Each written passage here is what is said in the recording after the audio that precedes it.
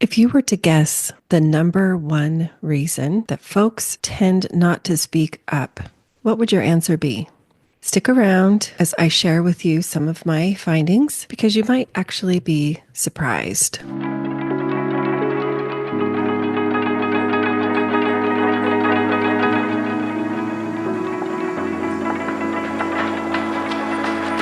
I'm Megan Skidmore. For 2.5 years, I have been talking about evolving faith journeys. I started to tire of the heaviness of this focus. I had the clear message come through. It is time for Beyond the Shadow of Doubt podcast to evolve into Living Beyond the Shadow of Doubt podcast. With the same vulnerability and unapologetic authenticity, I will be focusing on the joy in this journey, the life and the living that comes on the other side of maybe, on the other side of what's possible. I want to talk about claiming spiritual sovereignty and becoming your own captain of your vessel.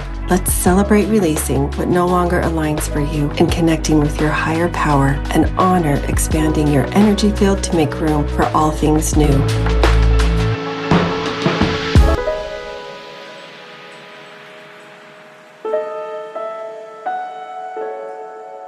Mark your calendars and set your reminder for this Friday, April 11th. I am hosting a bonus First Fridays free coaching. Normally, I hold it on the first Friday of the month, but because I was at the Free Mom Hugs conference last weekend, I decided to bump it to this coming Friday instead. So not only is this a great starting point to introduce you to my work, you can come and experience what it's like to be coached or watch someone else be coached. In this Friday's bonus session, I'm especially excited to share some of what I'm learning in emotional alchemy certification that I am in with Master Coach Sarah Trapkas. We'll talk a little bit more about what I've addressed in today's episode and perhaps even unearth some of the hindrances or things getting in the way of you speaking up. Use the link in the bio to register in order to get the unique Zoom link. They change each month for privacy reasons. See you soon.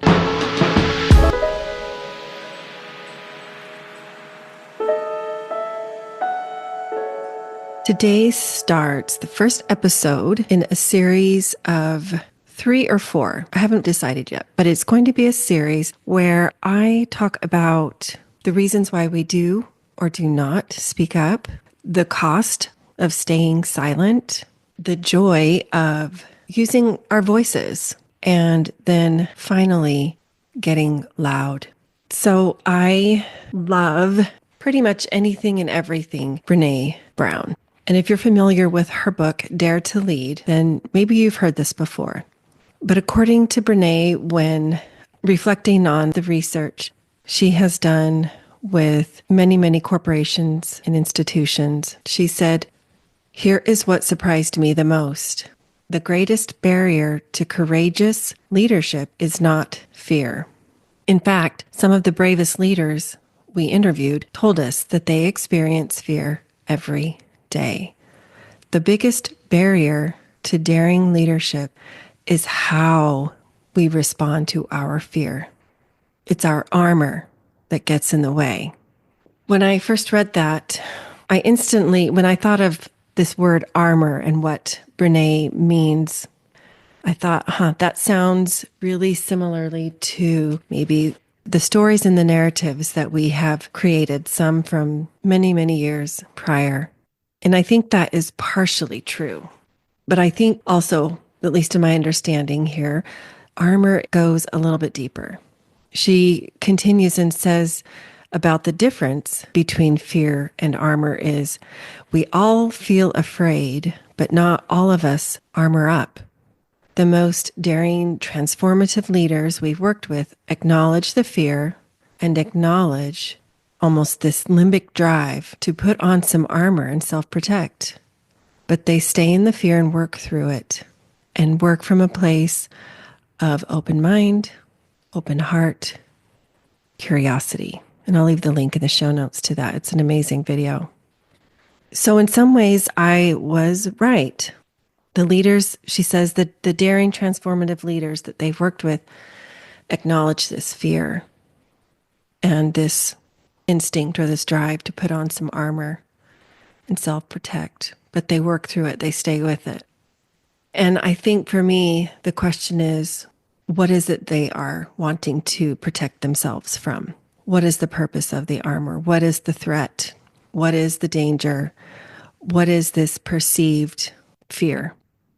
So, according to corporate engagement coach and author of Overcoming Fake Talk, John Stoker, he says that the number one reason people do not speak up is fear of the consequences. He continues, whatever a person's history may be, if they think that they will be punished in some way for speaking their mind or presenting an alternate view, they will keep their thoughts to themselves. They believe it is safer to not say anything.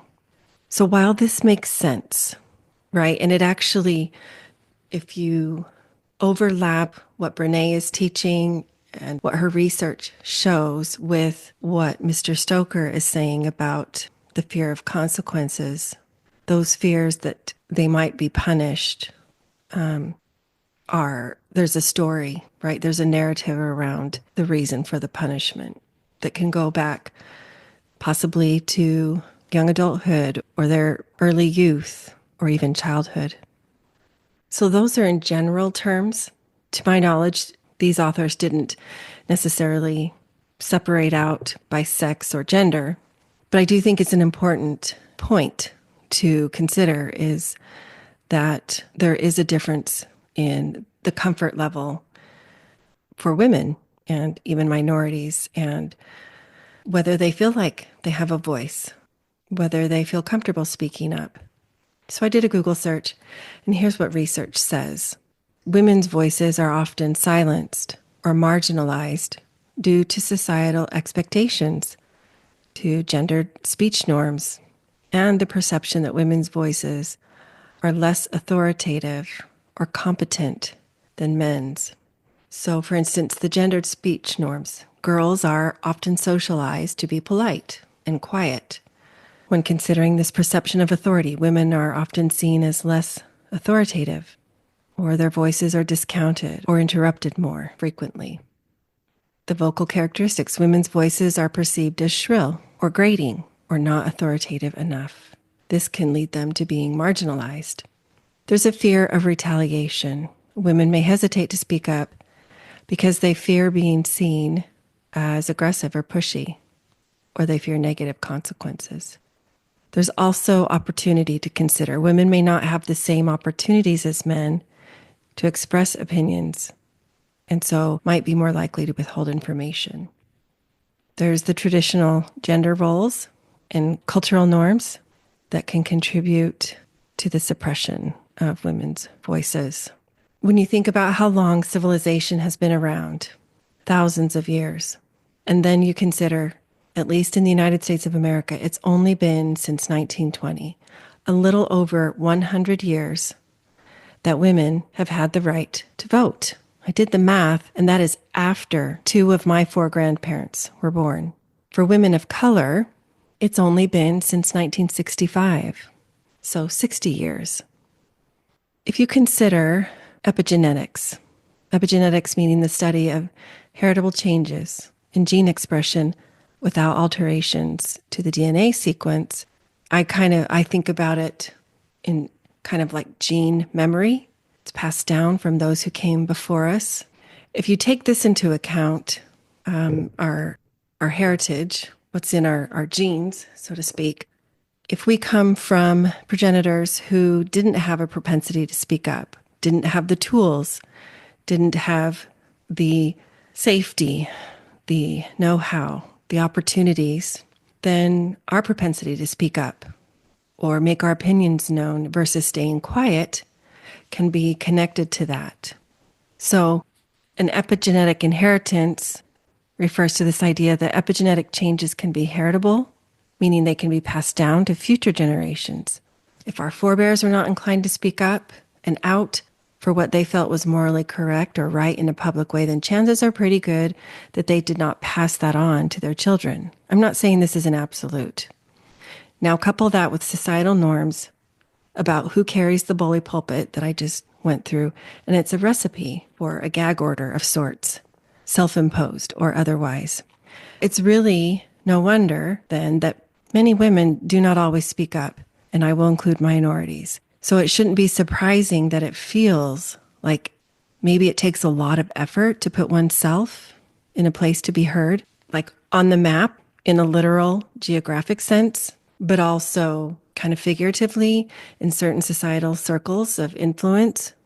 Currently, there are myriad hot button issues getting all kinds of news and media attention. The LGBTQ plus community seems to be getting more than their share than others. As a parent, maybe you're also a parent or an ally, a loved one, this can be very unsettling.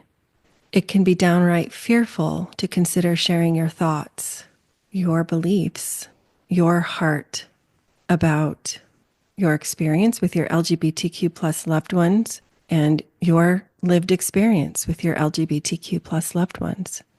Now, let me preface what I'm going to say next with this. In no way would I ever suggest anyone do or say anything that would put themselves or their loved ones in danger. I trust that you know your situation best. Everyone is in a different place, physically, socially, mentally, emotionally, spiritually, etc., to contribute in some way to causes and issues. So your role is and will be different from another. I believe it is supposed to be that way. You have unique gifts and talents that someone else can't offer.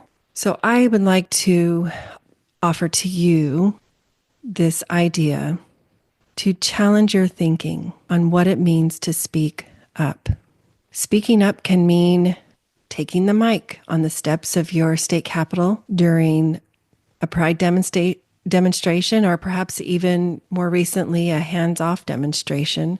And the pendulum can swing all the way to sharing your honest, tender feelings one-on-one with a loved one, with a friend, perhaps with a parent or grandparent, a teacher, a leader, or some other individual who plays a significant role in your life, the life of your kiddo or LGBTQ plus loved one, and so on. I propose to you that both of these ways are speaking out. It's not about the number of individuals that you're speaking to. Even just starting by sitting down with a journal and a pen and writing for your own benefit to you, even if you're the only one who ends up reading or taking them in. Your beliefs and thoughts of your heart are meaningful, even if, and especially when they're messy. I think that's what makes them beautiful. It all counts and it's all important.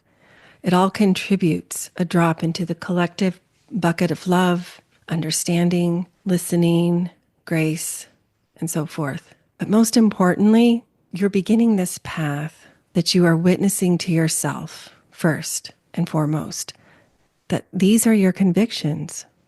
These are your core values, your beliefs, your feelings, or whatever it is that you've written. Then perhaps the next time you may choose to lift those words from the page to your voice and share with someone. Each time it gets a little less daunting and cultivates self-trust and that feeling of empowerment. Your voice really does matter. You don't have to be a college professor with a PhD who's written multiple books on vulnerability, shame, trust, or courage. You don't have to write a book and publish it. You don't have to stand in front of a microphone, in front of a crowd, in order to amplify your voice. I cannot emphasize enough how much power there is to be felt in first acknowledging you have a voice to yourself. That is where it starts. That is a form of advocacy. That is a form of speaking up, speaking out. In my experience, that's often the first step. So make sure to hit that follow button and catch the upcoming episode on this topic that will be interspersed between my upcoming guests. Thank you so much for joining me today. Love and light to each of you. Writer, teacher, author, Mormon scholar, and founder of Dialogue Journal, Eugene England said, "My faith encourages my curiosity and awe. It thrusts me out into relationship with all creation and encourages me to enter into dialogue. As a proud member of the Dialogue Podcast Network, my hope is that Living Beyond the Shadow of Doubt podcast is an extension of that vision.